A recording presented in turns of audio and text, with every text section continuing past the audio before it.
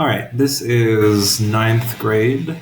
This is the chapter 14, section 2, and this is the second attempt I've made at trying to record this. And it's because the first attempt did not process properly on Google, so hopefully this one does.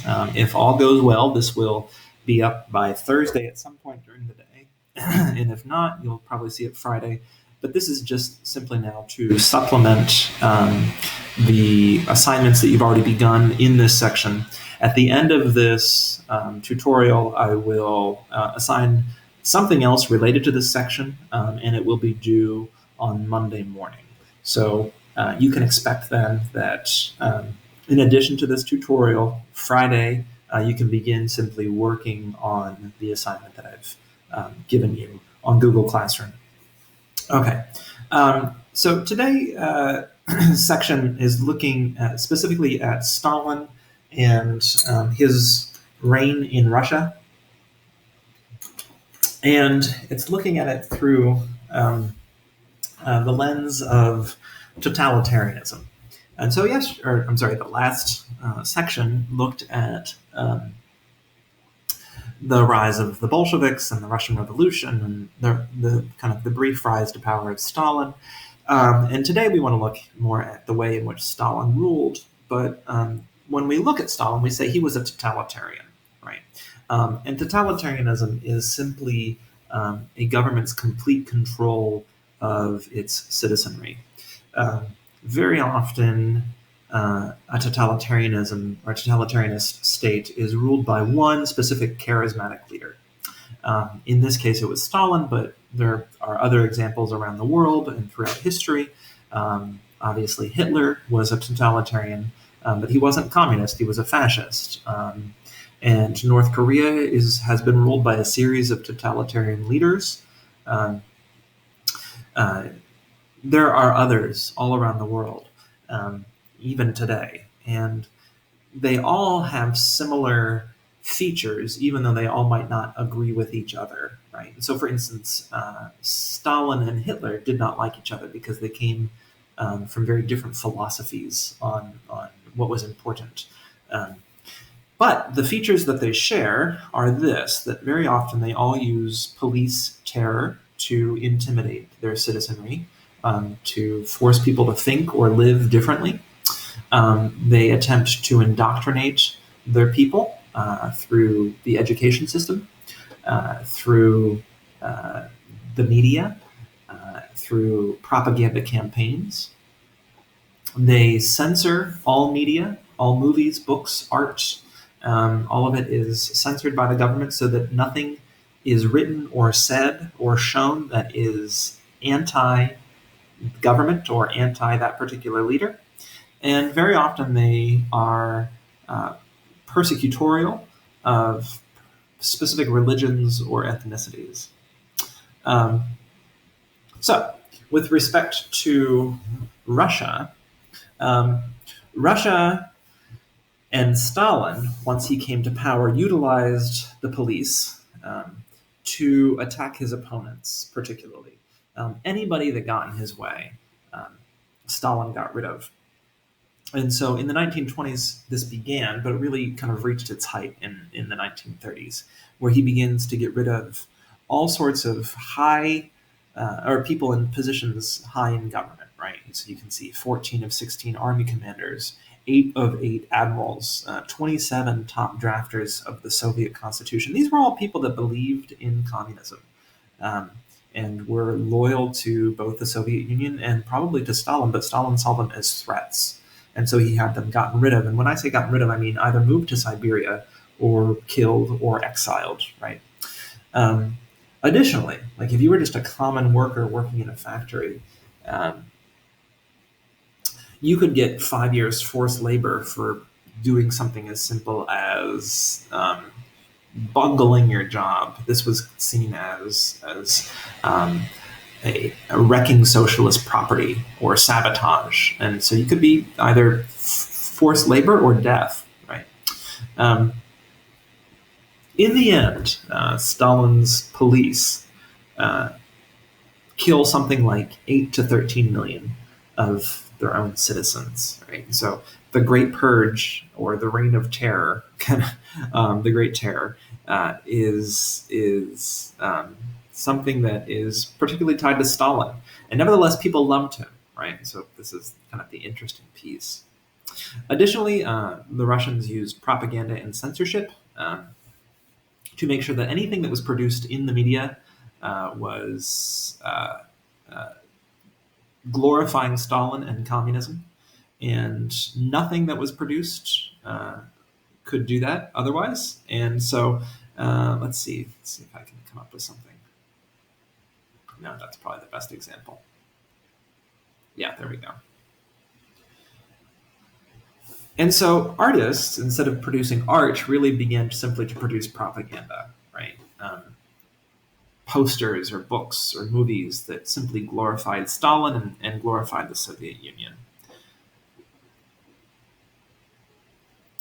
As well, then, they also used education and indoctrination, particularly to go after school children, to teach them the glories of communism and particularly Stalin.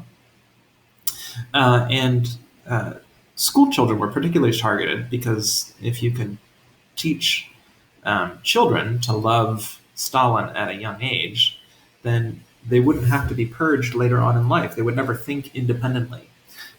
Children were also encouraged to spy on their parents. And so if their parents were perhaps anti-communist or anti-Stalinist, or even if they said something like, the price of bread is too high, or I wish there were some bread in the grocery store, right?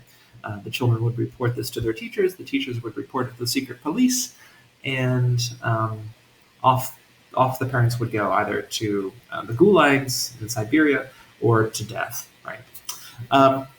Finally, there was religious persecution on the part of the Stalinist regime. They wanted to completely destroy any notion of God. And so, almost from the beginning, they attacked the church, and particularly the Orthodox Church. Cathedral. And so in the early 1920s, this beautiful church that exists now was actually blown up. Let's see if I can find it.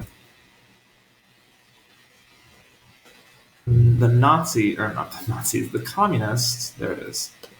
The communists blew it apart in their effort to stamp out religion. What they were hoping to do was to get people to lose any sense of God's existence, because they wanted to be the only motivating factor in people's lives. So religious freedom, obviously, goes out the window in the communist system. In terms of the economic system, Stalin simply ramped up communism. Lenin, when he was in charge, had realized that full-blown communism was not a feasible option yet. That was what he was working towards. And so he allowed a little bit of capitalism in his country. But when Stalin came to power, he decided that it was time to go full-blown communist, and so he created 5-year plans, telling each industry essentially, this is how much steel you have to put out in the next 5 years, or this is how many cars you have to produce in the next 5 years. And if people didn't comply with the quotas, they were simply gotten rid of.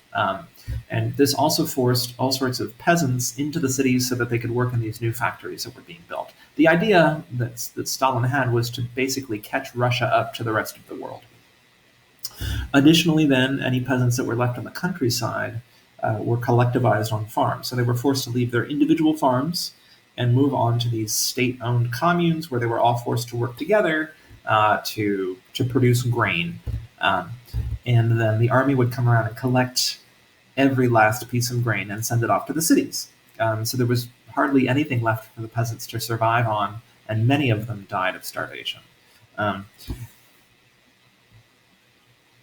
In the end, there were gains made. By the end of the 1930s, Stalin begins to catch up to the rest of the world. but millions and millions of people lose their lives, either being disappeared by the secret police or simply starving to death.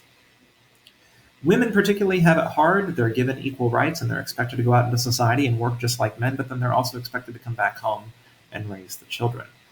So it was kind of equal rights, but not exactly um, something that women particularly enjoyed. And so we can say that Stalin is kind of the quintessential totalitarian ruler. Um, uh, he had complete control of every aspect of government. Everybody's life basically revolved around Stalin. When he had a stroke in the 1940s and he eventually died, um, people were distraught. They wept. He was, for many people, he was the only person they had ever known as their ruler, and they didn't know what was going to happen next. Um, we'll tell you what happens next a little later on in the book, but uh, it's this kind of paradoxical moment where he was a monster. He was a murderer. He murdered something close to 20 million of his own people, and yet he was completely beloved by most of his people, right? Um, and so he is kind of the quintessential totalitarian ruler. I know I've gone through this awfully quick, and this is not actually the second time. This is close to the fourth time I've tried to do this presentation, and it's just been an utter failure every time. And so I've gone through this quickly. If you feel like you missed something, feel free to kind of go back through um, and and, um, and look at any specific point. Also, obviously, you have your book available to you. But what I'd like you to do in order to make this a little more real is I'd like you to pick now a totalitarian regime that exists or has existed and show the ways in which it displays police terror, indoctrination, propaganda and censorship, and religious or ethnic persecution. Um, and you can pick any way you want to do that. You can do a Google slide and upload it to Google Classroom. You can make a video. It's up to you the way you want to show me. I would simply like you to do that. And so I'm going to make that your world history work for Friday. So that assignment will be up on Google Classroom Friday at 8 o'clock, and you can begin working on that.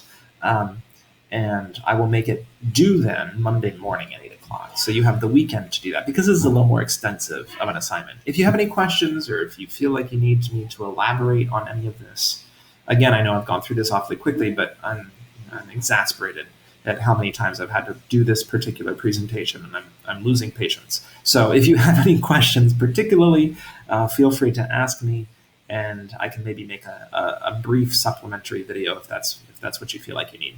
So, all right, I hope you're all doing well, and I will talk to you soon.